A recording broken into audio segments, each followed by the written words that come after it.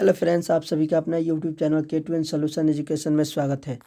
आज आप सभी के बीच फिजिक्स के भाग 2 लेकर आए हैं, जो कि यूपी और बीएसईबी बोर्ड दोनों के लिए ये महत्वपूर्ण प्रश्न होने वाला है। ठीक है, ये जो है एनसीईआरटी एमसीक्यू हिंदी मीडियम से रिलेटेड जो है जितनी भी प्रश्न एग्जाम बोर्ड में पूछी गई हैं उनसे रिलेटेड प्रश्न जो है यहाँ पे, यानी कि इम्पॉर्टेंट प्रश्नों को यहाँ पे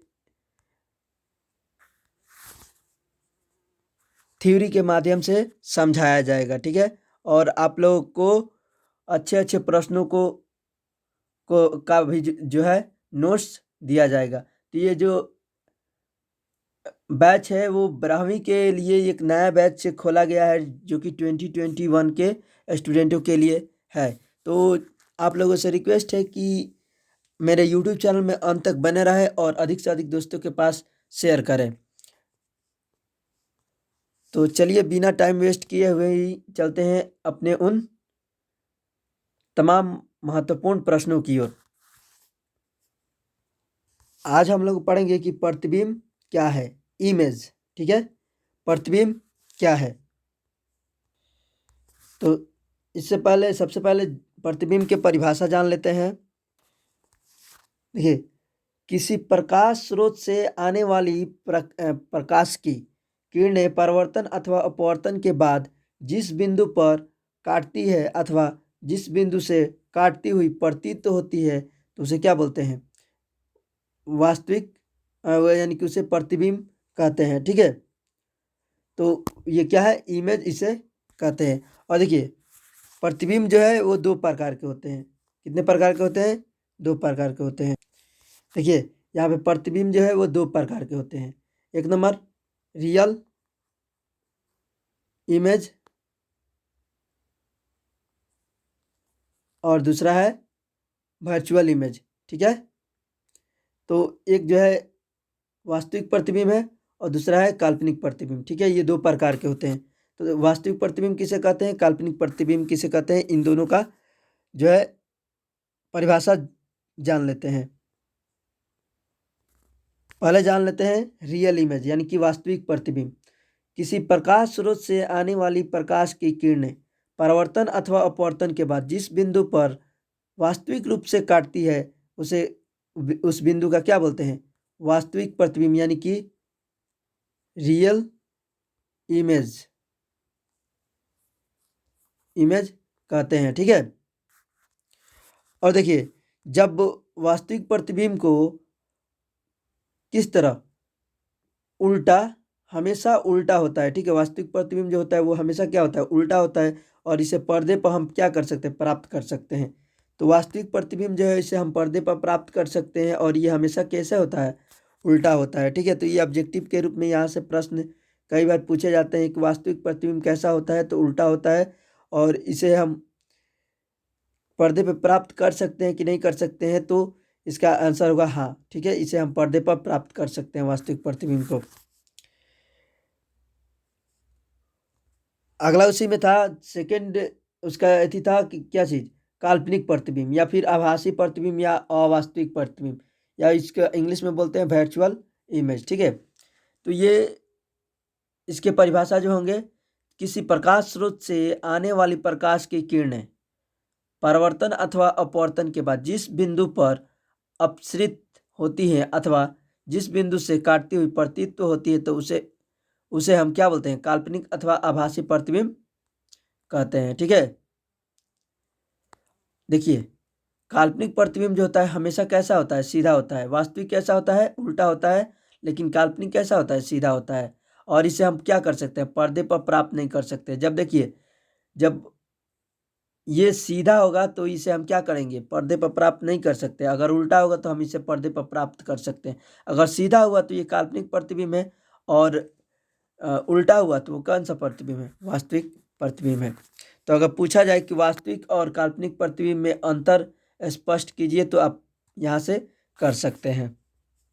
तो हम लोगों ने क्या क्या पढ़ लिया, वास्तविक प्रतिबिंब क्या है, प्रतिबिंब कितने प्रकार के होते हैं, उसमें प्रतिबिंब, तो जो प्रतिबिंब कितने, दो प्रकार के होते हैं। कौन कौन, वास्तविक प्रतिबिंब जिसको जिसको इंग्लिश में बोलते हैं रियल इमेज, और दूसरा है काल्पनिक प्रतिबिंब जिसे इंग्लिश में बोलते हैं वर्चुअल इमेज। इन दोनों का परिभाषा भी जान लिए।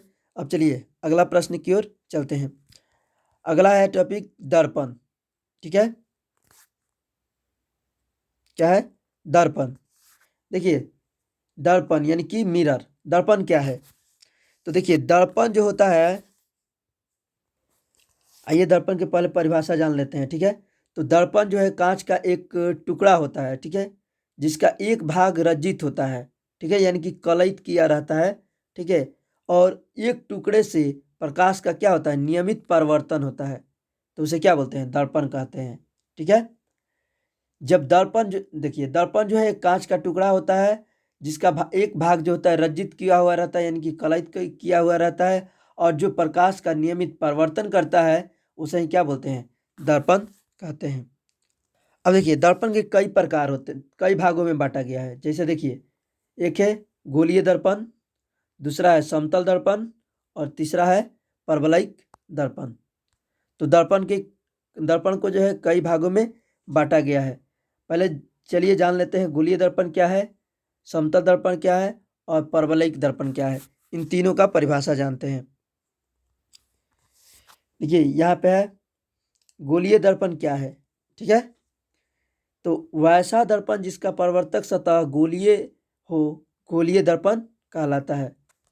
कैसा हो? जिसका परावर्तक सतह जो ये है वो गोलीय हो, उसे क्या बोलते हैं? गोलीय दर्पण कहते हैं। उसे में अगला था समतल दर्पण, ये कि प्लेन मिरर। ठीक है, तो वैसा दर्पण जिसका परावर्तक सतह क्या हो? समतल हो, उसे समतल दर्पण कहते हैं।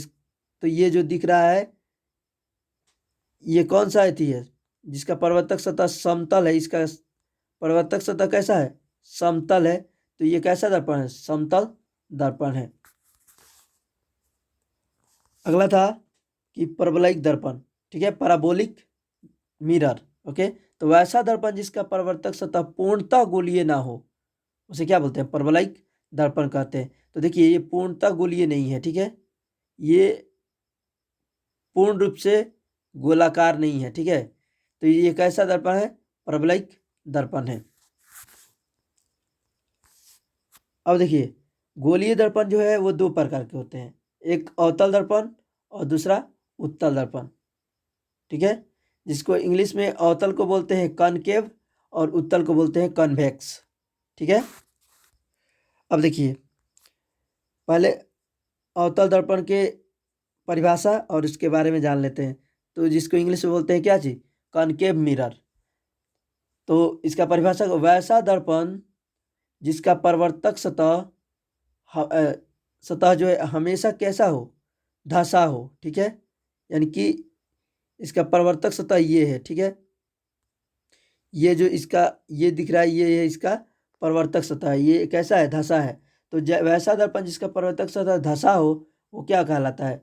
अवतल दर्पण कहलाता है। अब वहीं पे बात कर ले उत्तल दर्पण की, यानी कि कॉन्वेक्स मिरर की। तो वैसा दर्पण जिसका परावर्तक सतह उठा हो, ये कैसा है? उठा है, तो उसे क्या बोलते हैं? उत्तल दर्पण, उत्तल उठल। ठीक, तो वैसा दर्पण जिसका परावर्तक सतह उठा हो, ठीक है, उत्तल उठल। ठीक है, तो उठा हो वो कैसा दर्पण है? तो वो जो है उत्तल दर्पण है। ठीक है, कॉन्वेक्स मिरर है। अगला टॉपिक है कि गोलीय दर्पण से संबंधित कुछ मुख्य परिभाषाएं, some important definition related to spherical mirror. ठीक है, तो इसमें पहला है ध्रुव। ध्रुव किसे कहते हैं? तो देखिए दर्पण के जो केंद्र होता है उसे ही क्या बोलते हैं? पोल, यानी कि ध्रुव कहते हैं।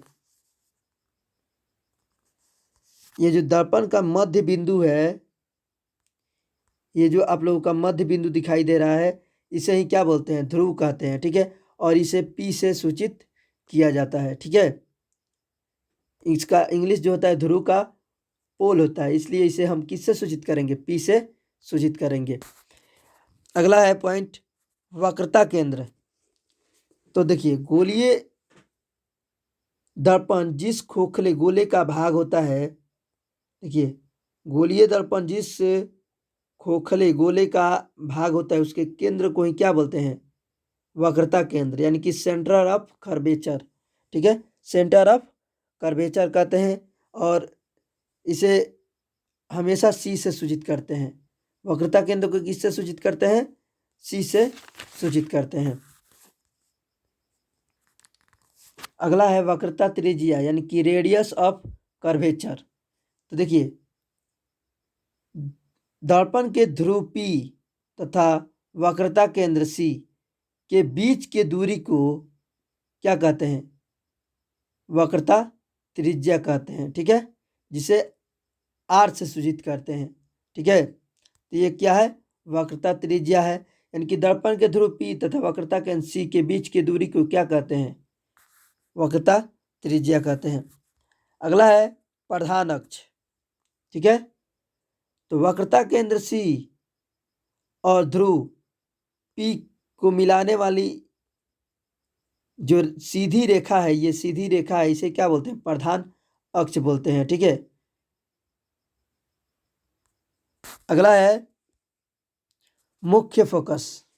ठीक है, तो प्रधान अक्ष के समानांतर, यानी कि ये जो है आप लोगों का मुख्य फोकस के बारे में, यानी कि प्रिंसिपल फोकस।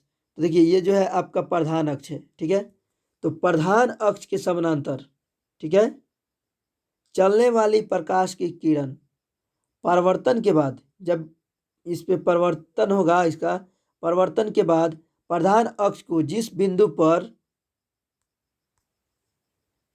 पर काटती है अथवा काटती हुई प्रतीत होती है, उस बिंदु को मुख्य फोकस कहते हैं और इसे हम क्या चीज एफ से सूचित करते हैं।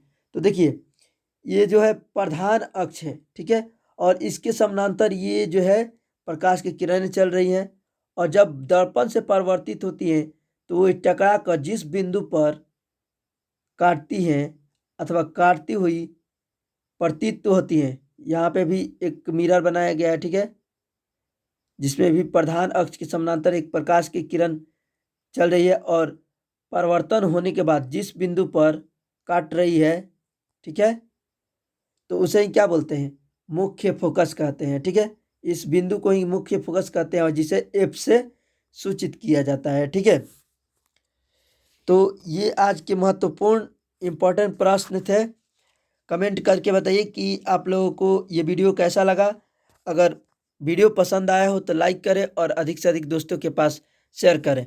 तो इसी के साथ मिलते हैं नेक्स्ट वीडियो में। Thank you for watching this video.